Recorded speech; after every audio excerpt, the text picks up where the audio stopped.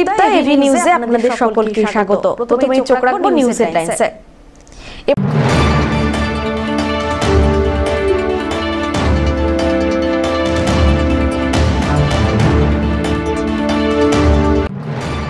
4 মাস ফেরার থাকার পর অবশেষে আত্মসমর্পণ ভুয়ো নার্সিং ট্রেনিং সেন্টারের কর্ণধার শান্তনু শর্মা। 14 দিনের জেল হেফাজতের নির্দেশ।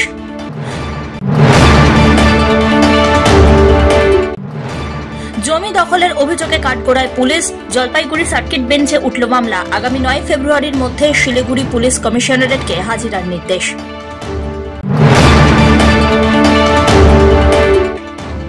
কেন জবরদখল? জলপাইগুড়ি স্টেশন বাজারে ব্যবসায়ীদের 7 দিনের মধ্যে কারণ দর্শাতে নোটিশ রেল দপ্তরের। উপযুক্ত কারণ দর্শাতে না পারলে 21 ডিসেম্বরের মধ্যে বাজার খালির নির্দেশ।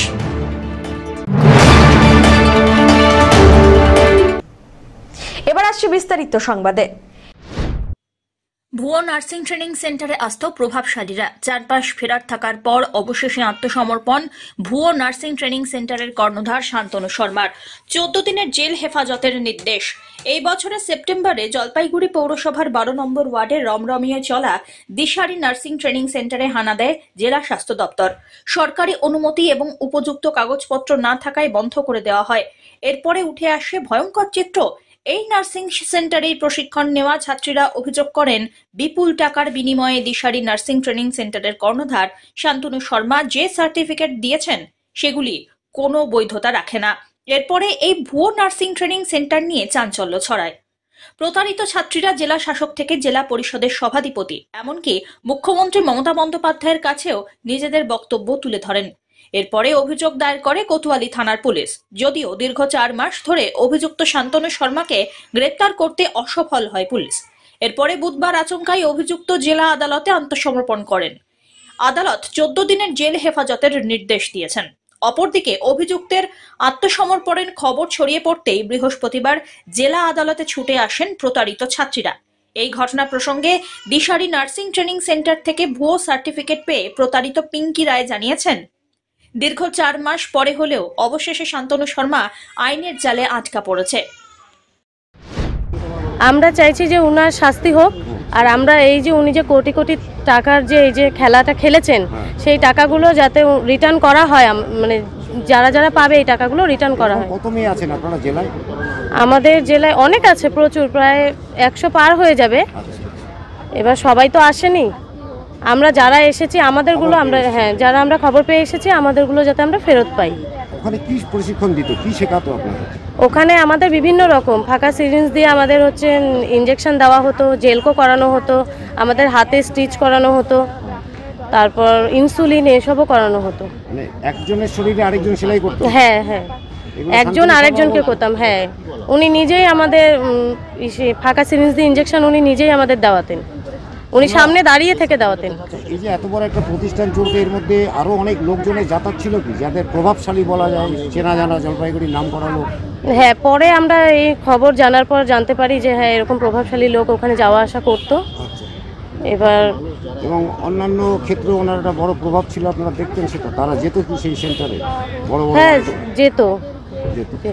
এখন আপনারা কি চাইছেন? আমরা চাইছি এখন শান্তনু শর্মার শাস্তি হোক, আর আমরা আমাদের টাকাগুলো ফেরত পাই। এই যে আমাদের সময়টা এই যে নষ্ট হলো এভাবে, এটা যাতে আদালত আমাদের একটা সঠিক জায়গায় নিয়ে যেতে পারে।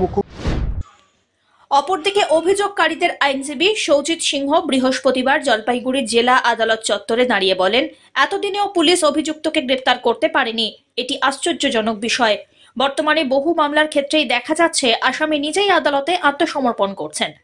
অভিযুক্ত শান্তনু শর্মার বিরুদ্ধে যে অভিযোগ দায়ের করা হয়েছে সেটি খুবই মারাত্মক। ছাত্রীদের শরীরে সেলাই করা, মিথ্যে ইনজেকশন দেওয়া, এই সমস্ত ক্রিমিনাল অফেন্স। আমি যে দাঁড়িয়েছি, আপনি জানেন দিশারি নার্সিং ট্রেনিং সেন্টার বলে একটি সংস্থা ছিল। সেখানে প্রচুর মহিলা বছর পর বছর যারা নিজের খরচ করে নার্সিং ট্রেনিং নিয়েছে এবং তারা আজ অবধি কোনো কেউ কাজকর্ম পায়নি, এবং পেলেও যে কাজ তাদের দেওয়া উচিত সেই কাজ তারা পায়নি। এবং পরবর্তী সময়ে জানা যায় যে এই নার্সিং ট্রেনিং সেন্টার যেটা ছিল সেটি জাল ট্রেনিং সেন্টার। তাদের যথেষ্ট পারমিশন, সরকারি নথি যা দরকার প্রয়োজন সেই সমস্ত কিছু ছিল না। এবং এটা অভিযোগ রয়েছে যারা সেখানে ট্রেনিং করতে যেত মহিলারা, তাদের উপর শারীরিকভাবে বিভিন্নভাবে নির্যাতন করা হতো এবং তারা প্রচুর টাকা পয়সা তাদের কাছে নেওয়া হয়েছে, কিন্তু কোনো রকম তাদের টাকা তার বিনিময়ে কোনো কাজ পায়নি। কেন কি সার্টিফিকেটটাই যেটা ছিল সেটাই দেওয়ার মতন তাদের ছিল না, মানে যথেষ্ট বৈধ কাগজ ছিল না, পারমিশন ছিল না। এই অবস্থায় যে ট্রেনিং সেন্টার কর্ণধার তিনি গতকাল কোর্টে সারেন্ডার করছে। গত 3-4 মাস উনি ছিলেন না, অথচ পুলিশ প্রশাসন তাকে ধরতে ব্যর্থ হয়েছে। আজকাল দেখা যাচ্ছে এরকমই যে আসামিরা ঘুরে বেড়াচ্ছে, পুলিশ ধরতে পারছে না, যা কোর্টে সারেন্ডার করছে। আজকে আমি যারা এই মামলার ভিকটিম এবং কমপ্লেন যারা করেছিলেন যে মেয়েরা, তাদের আমি মহামান্য আদালতে অ্যাপিয়ার করছি। পুলিশ প্রশাসন থেকে একটি পুলিশ রিমান্ডের প্রেয়ার দেওয়া হয়েছে এবং যথেষ্ট যা অর্ডার দেয় উনি দেবেন আর কি। Dhiman Roy report, AV news.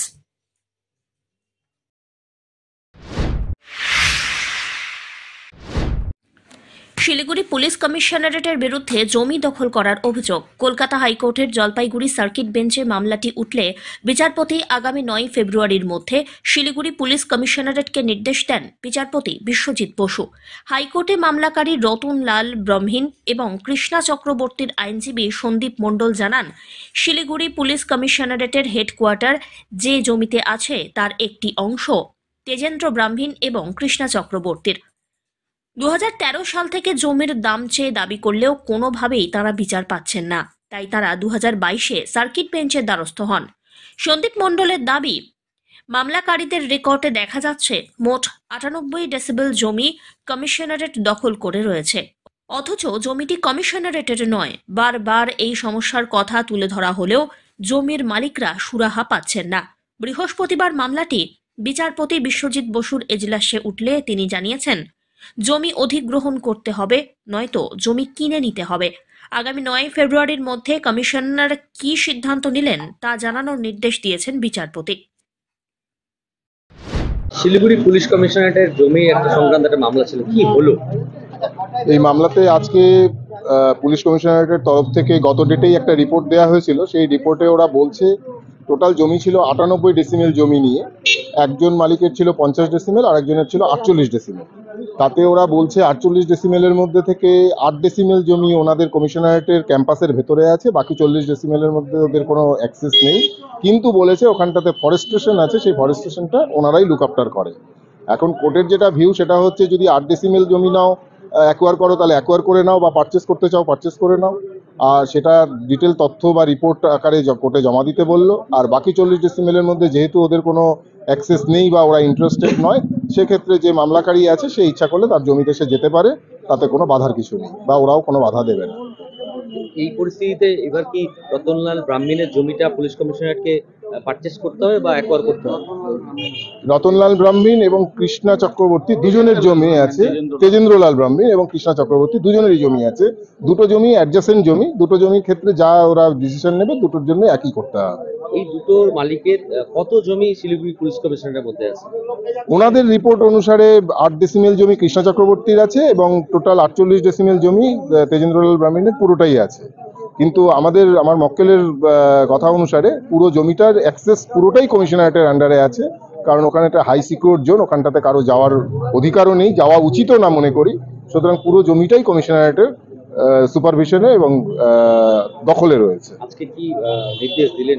আজকে কোর্ট নির্দেশ দিলেন আগামী 9 ফেব্রুয়ারির মধ্যে রিপোর্ট জমা দিতে, এবং 9 তারিখে আগামী 9 ফেব্রুয়ারি 2024 সালে ভার্চুয়াল মোডে প্রিন্সিপাল বেঞ্চে হিয়ারিংটা হবে বিশ্বজিৎ বসুর উপরে, জাস্টিস বিশ্বজিৎ। অ্যাকোয়ারের বিষয়টা এই 9 তারিখের মধ্যে কি করে ফেলতে বললেন? তার মধ্যেই কমপ্লিট করতে বলেছে।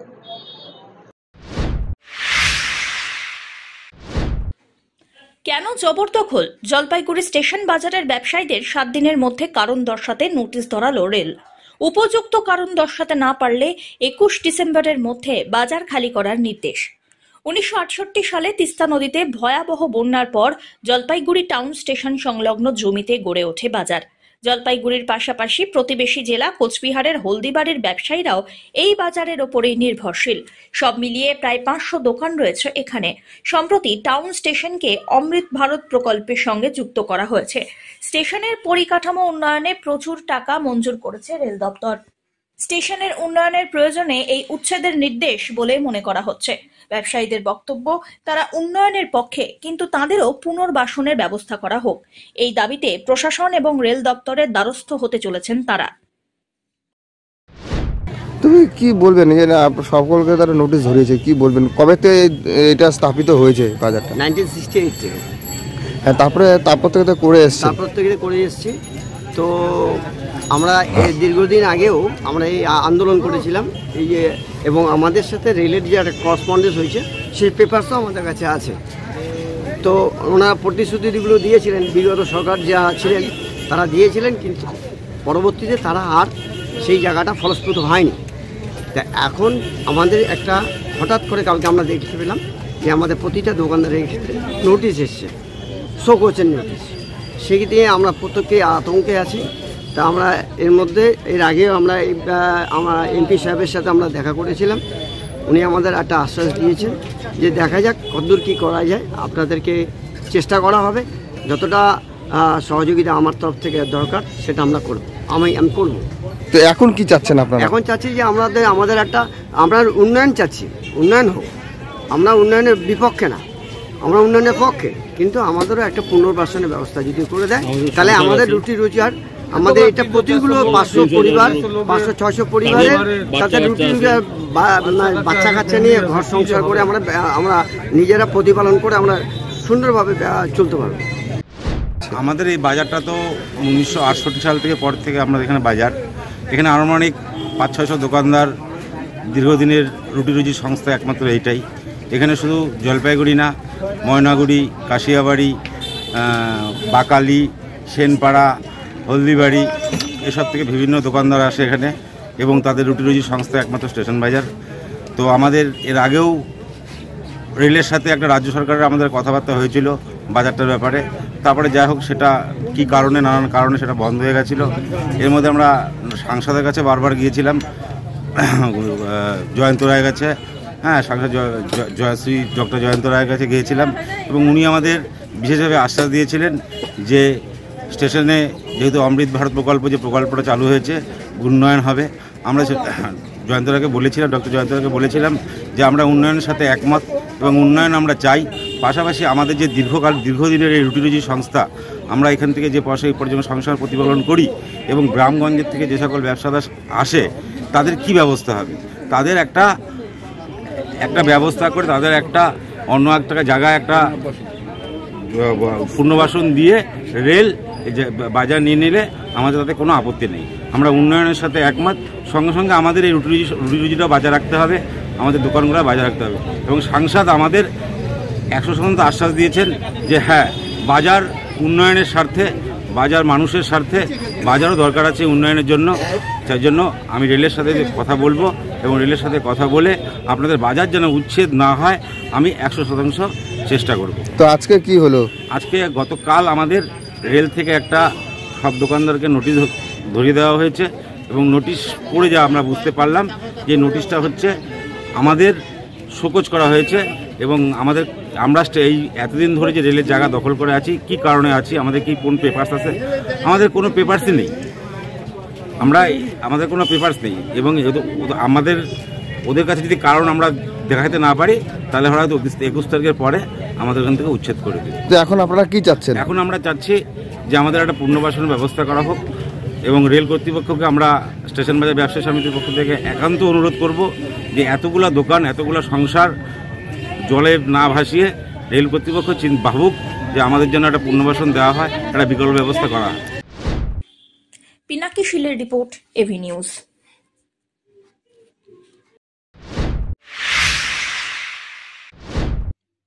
জলপাইগুড়ি পুরসভা অচল হয়ে গিয়েছে। পুরসভায় এখন ফান্ড ডাইভার্ট করার কাজ চলছে, বিভিন্ন প্রকল্পের টাকা আত্মসাতের কাজ চলছে। এ নিয়ে বিজেপির জেলা সম্পাদক শ্যামপ্রসাদ জানিয়েছেন, হাউজিং ফর অল প্রকল্পের জন্য 4 কোটি টাকা পুরসভায় এসেছে, অথচ সেই টাকা আটকে রেখেছে পুরসভা।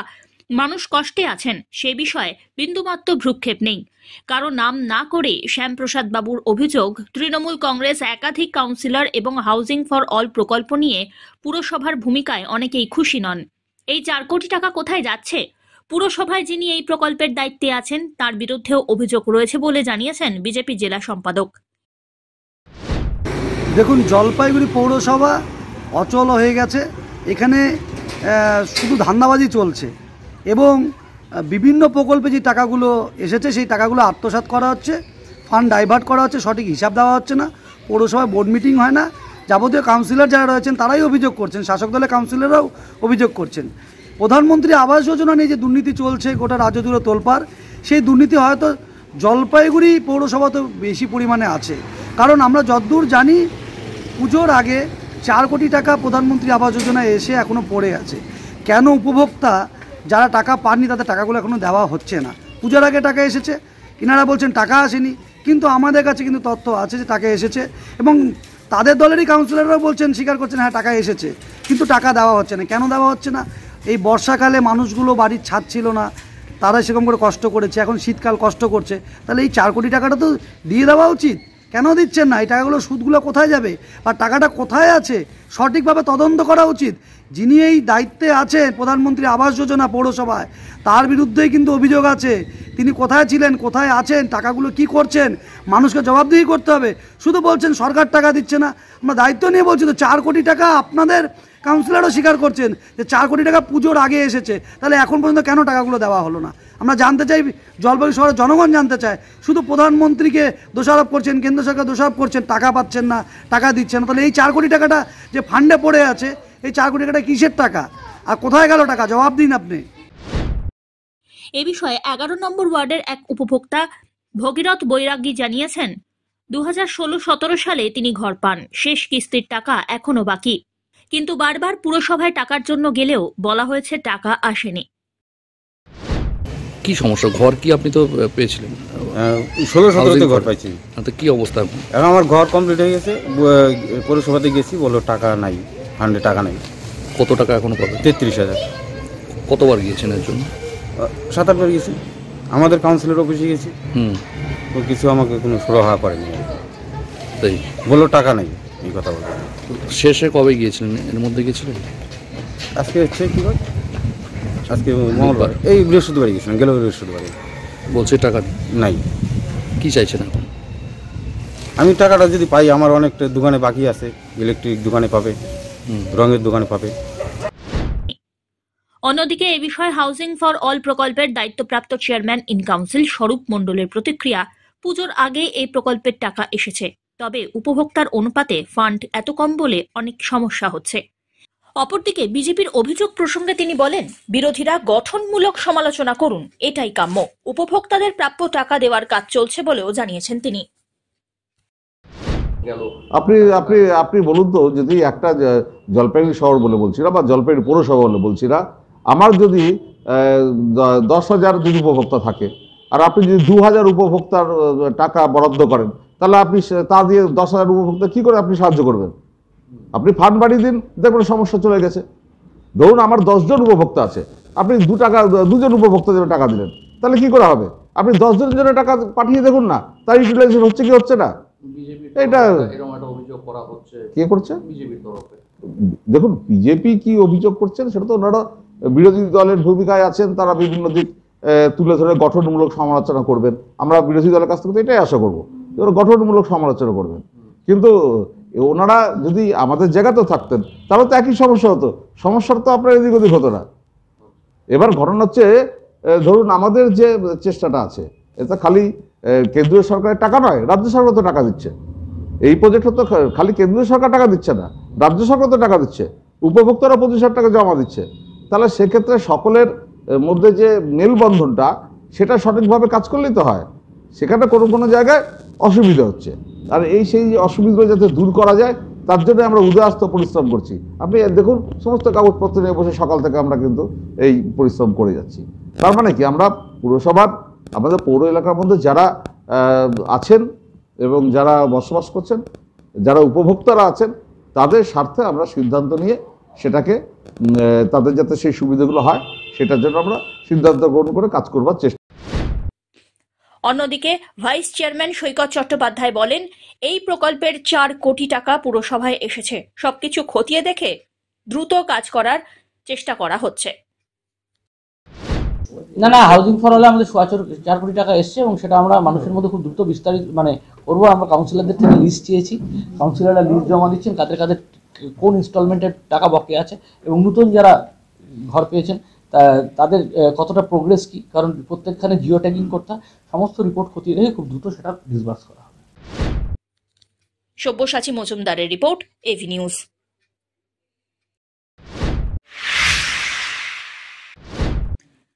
বাল্যবিবাহ প্রতিরোধ বিষয়ক সচেতনতামূলক আলোচনা শিবিরের উদ্যোগ গ্রহণ করল ব্লক প্রশাসন, জলপাইগুড়ি সদর ব্লক।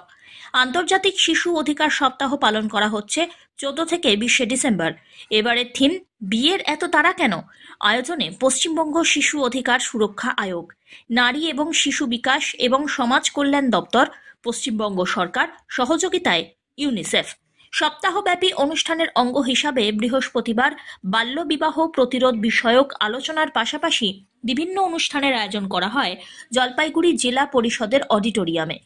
এদিন সমাজের বিভিন্ন স্তরের মানুষদের মধ্যে সচেতনতার বার্তা দিতে এই অনুষ্ঠানের আয়োজন হয়। উল্লেখ্য, 14 ডিসেম্বর কন্যাশ্রী দিবস, আর এই দিনটিকে স্মরণ করে অনুষ্ঠানের শুভ সূচনা হলো। প্রদীপ প্রজ্বলন করে শুভ সূচনা করলেন জেলা পরিষদের সভাধিপতি কৃষ্ণা রায় বর্মন। এছাড়া উপস্থিত ছিলেন জেলা পরিষদের সহকারী সভাধিপতি সীমা চৌধুরী, সদর মহকুমা শাসক তমজিৎ চক্রবর্তী, সমষ্টি উন্নয়ন আধিকারিক মিহির কর্মকার, সদর পঞ্চায়েত সমিতির সভাপতি বিনয় রায়, ডিআই মাধ্যমিক বালিকা গোলে প্রমুখ। এই অনুষ্ঠানে বাল্যবিবাহ প্রতিরোধ বিষয় সহ কন্যাশ্রী দিবসের গুরুত্ব এবং একাধিক সামাজিক কাজের বিষয়ে ছাত্রছাত্রীদের সামনে বিস্তারিত আলোচনা এবং বক্তব্যের মাধ্যমে তুলে ধরা হয়।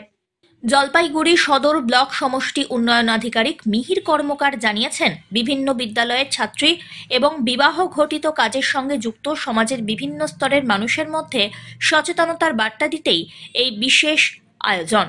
সদর ব্লকের বিভিন্ন জায়গায় এখন বিয়ের অনুষ্ঠান চলছে, সেখানে যেন আইন কানুন মেনেই ছেলে মেয়েদের বিয়ে হয়। কোনো রকম বিবাহ বহির্ভূত বেআইনি কাজ যাতে না হয়, সেই ঘটনায় তারা আরও যেন প্রশাসনের দ্বারস্থ হন, এমনটাই অনুরোধ করা হয়েছে। বাল্যবিবাহ রোধ সহ শিক্ষার পথেই যাতে ছাত্রীরা এগিয়ে যেতে পারে, তাই বার্তা দেওয়ার চেষ্টা করা হয়েছে। যেটা উদ্যোগ নিয়েছি, এটা এখন বাল্যবিবাহ নিবারণের জন্য। যেহেতু আমি যখন এখানে ভিডিও হয়ে আসলাম, তখন আমরা শুনতে পেলাম যে এই সদর ব্লকের বিভিন্ন প্রান্তে গ্রামগঞ্জে এলাকায় অনেক বাচ্চা বয়সে অনেক মেয়েদের বিয়ে হয়ে যাচ্ছে। তো অ্যাকচুয়ালি এই বিয়ের সঙ্গে যারা জড়িত থাকে, বিশেষ করে পুরোহিতরা বা মুসলিমদের ক্ষেত্রে ইমাম, খ্রিস্টানদের ক্ষেত্রে পাদ্রি বা ফাদাররা যুক্ত থাকেন, তার সঙ্গে ডেকোরেটররা যুক্ত থাকে, ব্যান্ড পার্টি যুক্ত থাকে, আশাকর্মীরা আমাদের ঘরের খবর রাখে, অঙ্গনওয়াড়ি দিদিমণিরা আমাদের ঘরের খবর রাখে। তো এই যে জিনিসগুলো আমরা যদি এনাদেরকে সজাগ করতে পারি, এনারা যেহেতু বিয়ের সঙ্গে যুক্ত আছে, এনারাও মানুষকে সজাগ করতে পারবেন। এবং যে কোনো বিয়ে যদি 18 বছরের নিচে বা 21 বছরের, যে 18 এবং 21, অর্থাৎ আপনারা জানেন যে মেয়েদের বিয়ে 18 বছরের আগে দেওয়া উচিত নয়, ছেলেদের বিয়ে 21 বছরের আগে দেওয়া উচিত নয়। সেই যে জিনিসটা এনারা যদি জানতে পারেন, তাহলে এনারাও সাধারণ মানুষকে সচেতন তো করতেই পারবেন। তার সঙ্গে যদি কোনো বিয়েতে এই খবরটা পান ওনারা, যে বিয়েতে ওনাদের হয়তো ডাকা হচ্ছে, তাহলে ওনারা সেই বিয়েটা একদম সঙ্গে সঙ্গে বন্ধ করে দিতে পারবেন এবং আমাদেরকে জানাতে পারবেন। কি দিচ্ছি আজকে বার্তা, কি দিচ্ছেন আপনারা? আমরা এইটাই বার্তা দিচ্ছি যে আমরা এই জলপাইগুড়ি সদর ব্লকের বিভিন্ন প্রান্তের যেসব মানুষরা আজকে এসছেন, তাদের মাধ্যমে আমরা জনগণের কাছে এই বার্তাটাই দিব যে এই ধরনের বিবাহের সঙ্গে আপনারা যুক্ত থাকবেন না, এবং কেউ যদি যুক্ত থাকে অবশ্যই আমাদের প্রশাসনকে জানান, আমরা এই বিয়ে বন্ধ করে দেবো। বললাম, এই চলতি বছরে কিংবা এই কয়েক মাসে কতগুলো বিয়ের হয়েছে এরকম অভিযোগ? না, এরকম বন্ধ করেছেন কতগুলো? এরকম অভিযোগ এখনো পর্যন্ত আমি তো মাত্র 1 মাস হলে এসছি, এখনো পাইনি। আর বিয়ের মরশুমে তো এখন সবে শুরু হলো, এখন সেই জন্যই আমাদের মূলত এই অনুষ্ঠানটা এই সময় করা, যাতে কোনো যদি হয়, যাতে যদি এরকম হয়, তাহলে সঙ্গে সঙ্গে যেন আমরা জানতে পারি, বা এইরকম আমরা সাধারণ মানুষের একটা বাহিনী তৈরি করে এটা বাধা দিতে পারি। সব্যসাচী মজুমদারের রিপোর্ট, এভি নিউজ।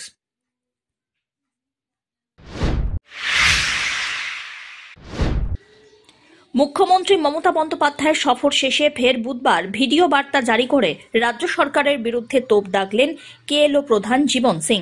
যদিও এই ভিডিও সত্যতা যাচাই করেনি এভি নিউজ। ভিডিও বার্তায় কেএলও প্রধান বলেন, মুখ্যমন্ত্রী যতই কোচবিহার রাজ্যের বিরোধিতা করুন না কেন, তাঁরা যে কোনো মূল্যে কোচবিহারকে পৃথক রাজ্য করবেন, এটাই ধার্য। পাশাপাশি তিনি আরো জানিয়েছেন, রাজ্য সরকারের দুই নেতা কৈলাস কোচ এবং মালখান সিংকে আটক করে রাখা হয়েছে।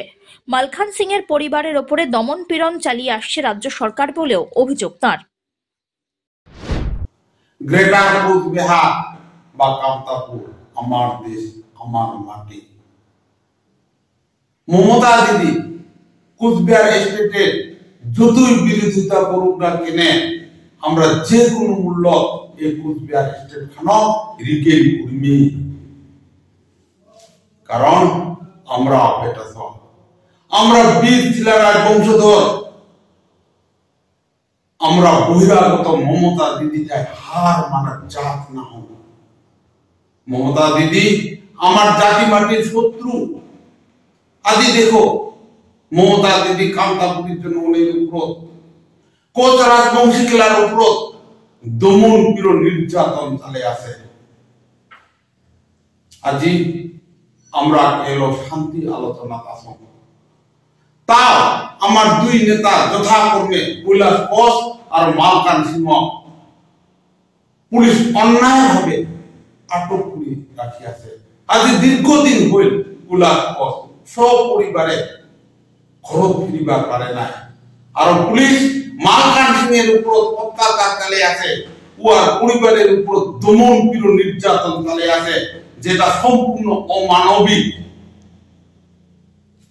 আদি মমতা দিদি আদি আমার টাকা আমাকে মিটিং করতে দেয় না।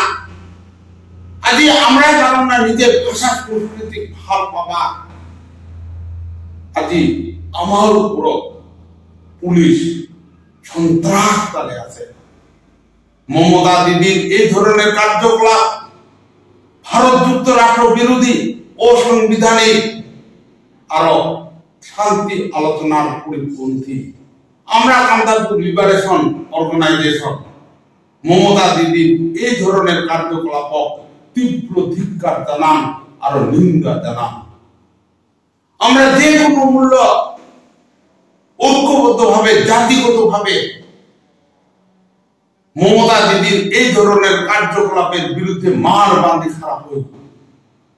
আর আমার দেশ আমার মাটি কুচবিহার স্টেট খানো আমরা রিগেন করি মেইন নকে নকে মমতা দিদি কো আর্জি জানা ইমিডিয়েট আমার দুই নেতা কৈলাস কোচ আর মালখান সিংহ যাতে পুলিশি অত্যাচার অমানবিক অত্যাচার থাকি রেহাই দেওয়া হয়।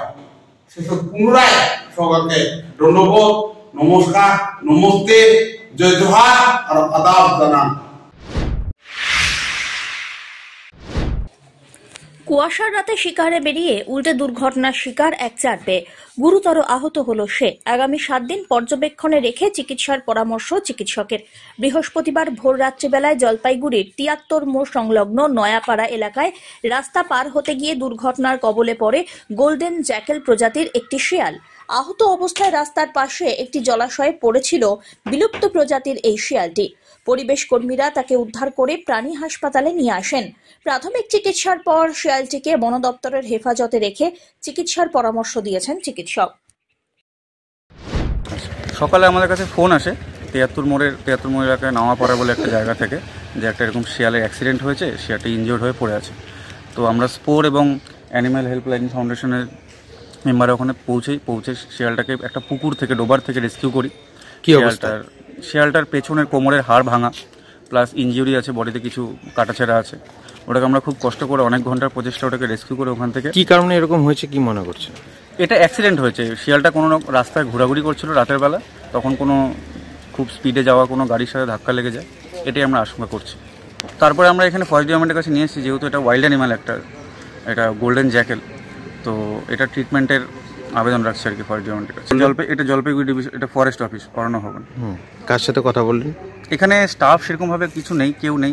আমাদের রেঞ্জারের সাথে কথা হলো, এখনও সেরকম কোনো ডেফিনেট উত্তর পাইনি যেটা ট্রিটমেন্ট কী হবে বা কে রিসিভ করবে এটাকে, মানে আমরা হ্যান্ড ওভার করতে পারছি না অ্যানিমালটাকে।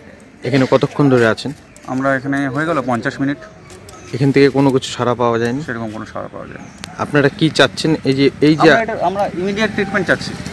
আমার প্রাণীটি বাঁচবে না, ওর হাড় ভেঙে আছে, মানে এবার রাতে ঠান্ডার মধ্যে অ্যাক্সিডেন্ট হয়েছে, হাড় ভেঙে আছে। আমরা যা করতে পারছি ও কতটা কষ্টে আছে, কতটা পেনে আছে, তো আমাদের এটাই দাবি শুধুমাত্র। বললাম যে শিয়ালটা নিয়ে কি করবেন এখন আপনারা? এই মুহূর্তে তো রেস্কিউ করার কেউ আছে আমাদের, বোধহয় কৃষ্ণ কিছু বলতে পারছে না, কারণ আমাদের রেঞ্জ অফিসার নেই। আর একটু আগে 3-4টা গাড়ি চলে গেল ফিল্ডে, তো এই মুহূর্তে তো আমি কিছু বলতে পারছি না এই বিষয়ে। আমি তো এক্সিকিউটিভ স্টাফ না, আমি ক্লারিক্যাল স্টাফ, আমার পক্ষে বলা সম্ভব না, কারণ এগুলো যারা করে তারা হচ্ছে এক্সিকিউটিভ স্টাফ, বুঝলেন।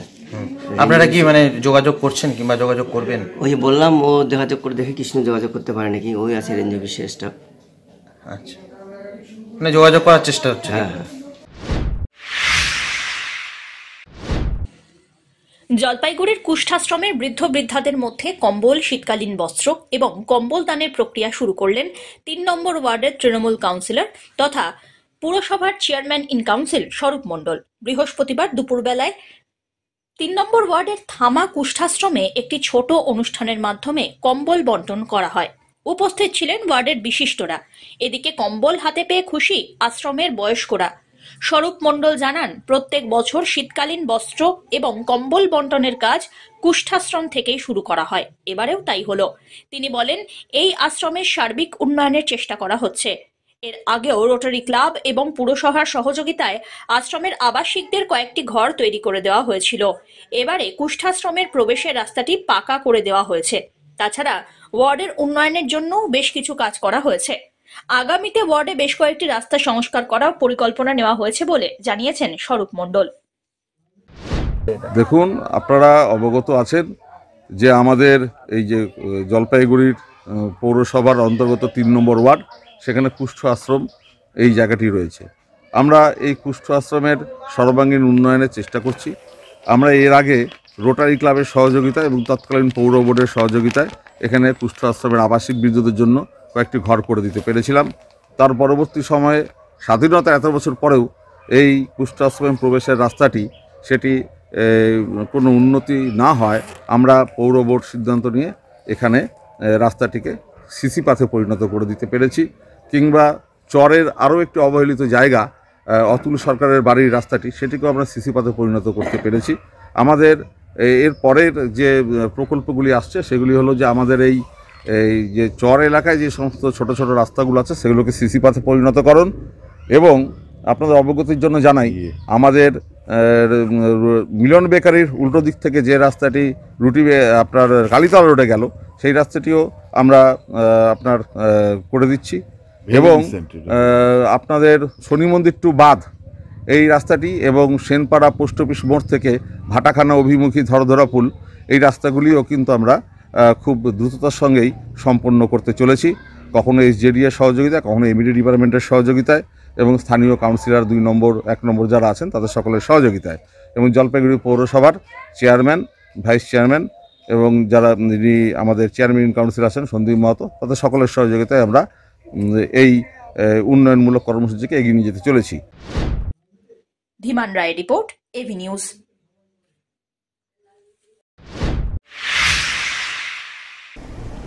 শেষ করবার আগে নিউজ হেডলাইন্স আরো একবার।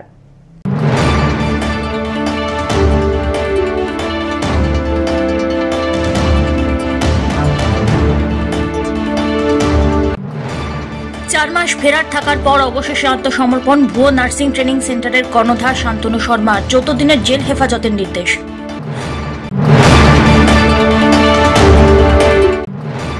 জমি দখলের অভিযোগে কাঠগড়ায় পুলিশ। জলপাইগুড়ি সার্কিট বেঞ্চে উঠল মামলা। আগামী 9 ফেব্রুয়ারির মধ্যে শিলিগুড়ি পুলিশ কমিশনারেটকে হাজিরার নির্দেশ।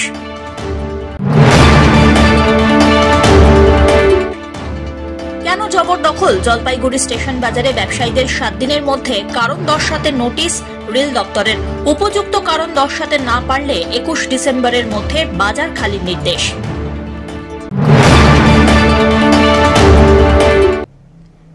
এখনকার মতন এভি নিউজ এ পর্যন্তই। পরবর্তীতে আসছি আরো সংবাদ নিয়ে। দেখতে থাকুন আমার ভিশন। নমস্কার।